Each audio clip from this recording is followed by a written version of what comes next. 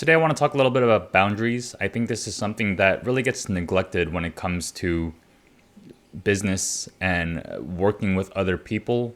Whenever we work with clients or patients or whoever, there's always going to be cases where people are testing and pushing our boundaries. And for a while, I struggled with this, and it's been a whole journey in itself, just developing the skill set to address boundary issues.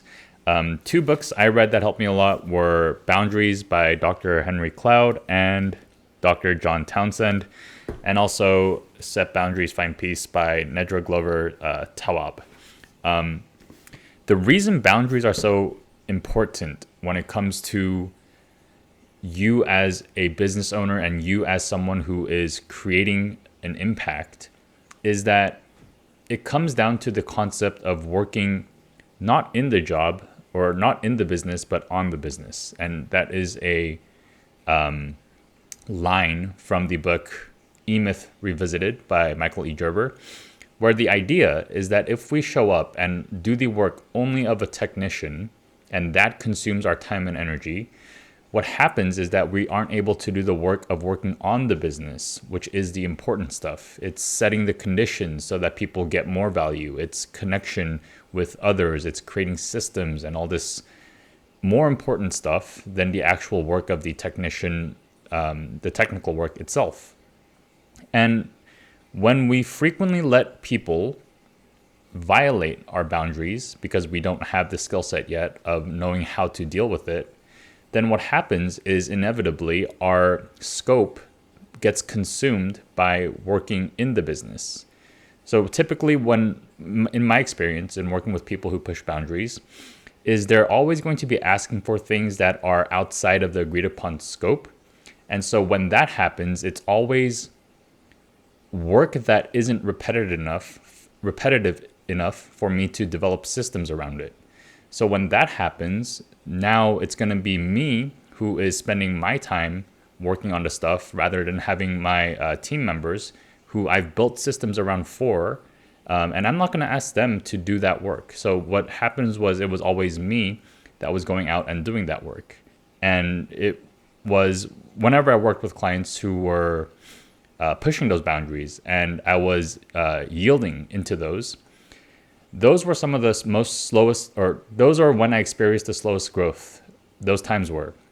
And when I was able to set strong boundaries and work with clients who respected those boundaries and stopped working with the ones who didn't, it was when I had the time, the mental capacity, and all the things that you need to focus and to create and to do the important stuff. The stuff that isn't coming at you and seemingly urgent because they need it. Because typically I've also noticed that people who push other people's boundaries are coming from a place of urgency and scarcity, and a lot of that would just rub off on me. When you can remove yourself from that, you really open up all the opportunities to do the important work, to find peace and quiet to focus. And that's where that's the foundation from which you can do the work to actually improve your business. All right. So set stronger boundaries. And it's been a while since I've read these books. And I think it would be wrong for me to give you the exact frameworks that they give because it's been so long that it's not on my mind right now. But it's been a process. So don't feel bad if right now you're in a position where you feel like a bit of a pushover, like you're letting people walk all over you.